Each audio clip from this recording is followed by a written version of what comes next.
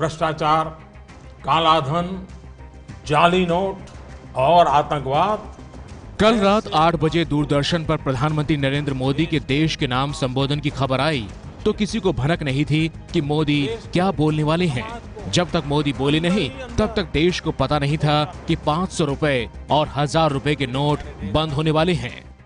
500 रुपए और 1000 रुपए के करेंसी नोट लीगल टेंडर नहीं रहेंगे, यानी ये मुद्राएं कानूनन अमान्य होगी।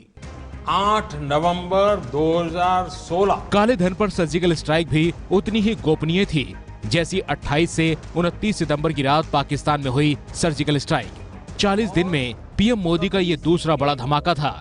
जिस 500 और 1000 के नोट से पैसे वाले का टैग लगता था उसे एक झटके में पीएम मोदी ने कागज का टुकड़ा बना दिया। देश विरोधी और समाज विरोधी तत्वों के पास मौजूद 500 रुपये, 1000 रुपये के पुराने नोट अब केवल कागज के एक टुकड़े के समान रह जाएंगे। नोट बंद करने से सिर्फ 4 घंटे पहले ऐलान करके मोदी ने देश को हैरान तो किया, लेकिन छोटी मोटी दिक्कतों की परवाह किए बिना लोगों ने मोदी के धांसू आइडिया की दिल खोलकर तारीफ की। किसी ने टेक्स्ट मैसेज से, किसी ने कार्टून से, किसी ने फोटोशॉप से तस्वीरें बनाकर मोदी की काले धन पर सर्जिकल स्ट्राइक की दाद दी।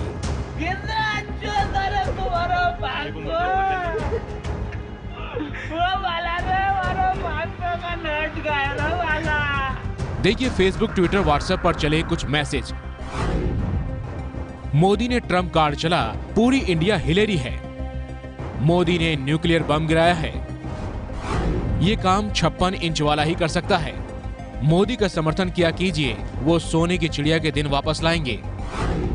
एक चाय वाले ने 2 साल में वो कर दिया जो 13 शिक्षित पीएम 67 साल में नहीं कर पाए। इसे कहते हैं 56 इंच। डॉक्टर मोदी ने भारत को इंजेक्शन दिया, दर्द कुछ वक्त के लिए होगा, बीमारी का इलाज हो जाएगा। जब अमेरिका में वोटों की काउंटिंग हो रही है तब भारत में नोटों की काउंटिंग हो रही है। भारत सोने की चिड़िया बनने के रास्ते पर है। देश में कालाधन कितना है इसका कोई प्रमाणिक आंकड़ा नहीं है, लेकिन मोदी ने पहले स्वेच्छा से कालाधन बताने की स्कीम चलाकर 1.25 लाख करोड़ रुपए पकड़ लिए। अब 500 और 1000 के नोट बंद करके उन लोगों को मजबूर किया जो काले धन के बिस्तर पर सोते रहे। अब काला धन सफेद नहीं किया तो 500 और 1000 के नोट इसी लायक रह जाएंगे।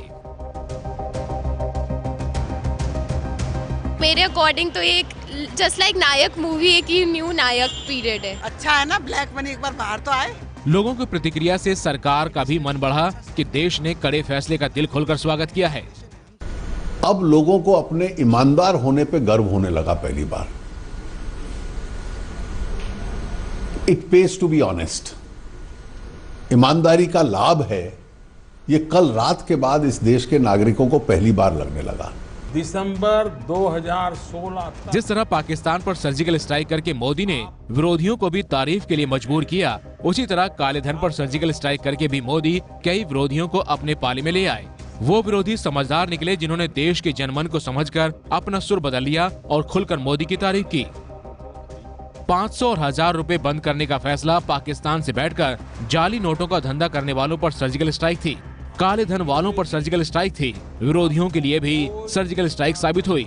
मोदी विरोधियों का भी लोगों ने फेसबुक, ट्विटर और व्हाट्सएप पर कुछ इसी तरह मजाक उड़ाया।